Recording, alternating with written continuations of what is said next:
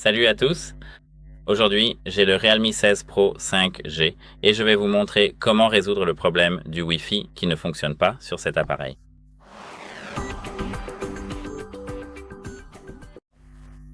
La première chose à faire ici, c'est d'aller dans les paramètres et d'appuyer sur Wi-Fi.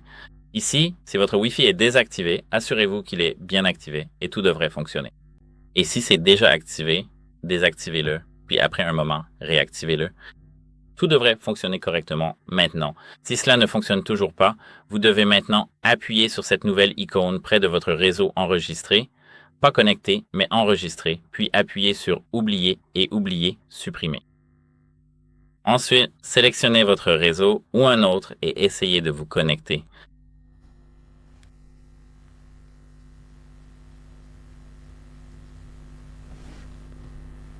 Comme je peux le voir, ma connexion fonctionne. Et la vôtre? Si la vôtre ne fonctionne toujours pas, vous devez maintenant faire ceci. Attendez, où était-ce? Ici, revenez en arrière et faites défiler tout en bas. Ici, appuyez sur Système et mise à jour.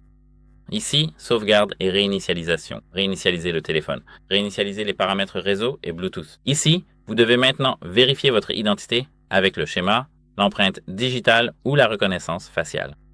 Et ensuite, tous ces paramètres seront réinitialisés. Avec cela, il s'agit des paramètres Bluetooth, des appareils Bluetooth, des réseaux Wi-Fi, des paramètres Wi-Fi et du réseau mobile. Si vous avez fait cela, essayez de vous reconnecter à votre réseau Wi-Fi. Si vous ne voyez pas du tout votre réseau Wi-Fi, vous devez simplement essayer de redémarrer votre appareil. Pour redémarrer votre téléphone, maintenez le volume et le bouton d'alimentation enfoncé, puis cliquez ici sur Redémarrer.